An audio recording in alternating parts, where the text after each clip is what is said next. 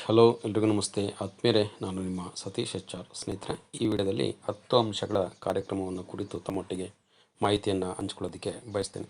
ಯಾರೆಲ್ಲ ಇದೇ ಮೊದಲ ಬಾರಿಗೆ ಸೃಷ್ಟಿ ಸಿಂಚನ ಯೂಟ್ಯೂಬ್ ಚಾನಲನ್ನು ವೀಕ್ಷಣೆಯನ್ನು ಮಾಡ್ತಾಯಿದ್ದೀರಾ, ಸಬ್ಸ್ಕ್ರೈಬ್ ಆಗಿ ಇದೇ ರೀತಿಯ ಸಾಕಷ್ಟು ವಿಡಿಯೋಗಳನ್ನು ವೀಕ್ಷಿಸಿ ಅಂತೇಳಿ ತಮ್ಮಲ್ಲಿ ಕೇಳ್ಕೊಳ್ತಾ 10 ಅಂಶಗಳ ಕಾರ್ಯಕ್ರಮದಲ್ಲಿ ಬರ್ತಕ್ಕಂಥ ಪ್ರಮುಖ ಅಂಶಗಳನ್ನು ನಾವು ನೋಡ್ತಾ ಹೋಗೋದಾದರೆ, ಮೊದಲನೇದಾಗಿ ಸೇತುಬಂಧ ಅಂತಕ್ಕಂಥ ಒಂದು ಚಟುವಟಿಕೆಯನ್ನು ನಿರ್ವಹಣೆಯನ್ನು ಮಾಡಬೇಕಾಗುತ್ತೆ.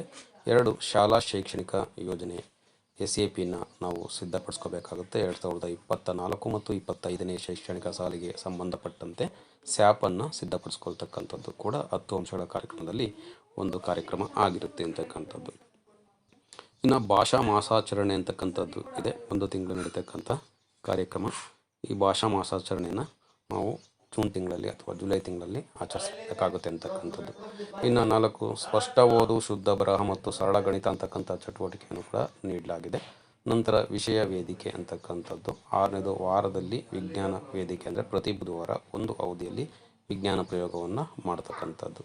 ವಿಶೇಷ ಅವಧಿ ಹಾಗೂ ಸತತ ಪರಿಶ್ರಮ ಅಂತಕ್ಕಂಥದ್ದು, special period and good effort ಅಂತಕ್ಕಂಥ ಕಾರ್ಯಕ್ರಮ. 8ನೇದು, ಸಹೋದ್ಯೋಗಿಗಳ ಅವಲೋಕನ ಪಾಠ, ವಾರದಲ್ಲಿ ಒಂದು ದಿನ ಗುರುವಾರ ಅವಲೋಕನವನ್ನು ಮಾಡ್ತಕ್ಕಂಥದ್ದು.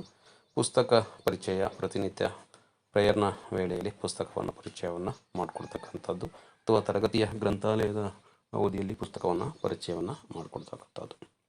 ಇನ್ನು ರಸಪ್ರಶ್ನೆ ಕಾರ್ಯಕ್ರಮ ಶನಿವಾರ, ವಾರದಲ್ಲಿ ಒಂದು ದಿನ ರಸಪ್ರಶ್ನೆ ಕಾರ್ಯಕ್ರಮವನ್ನು ಆಯೋಜನೆಯನ್ನು ಮಾಡ್ತಕ್ಕಂಥದ್ದು ಅಂತಕ್ಕಂಥದ್ದು.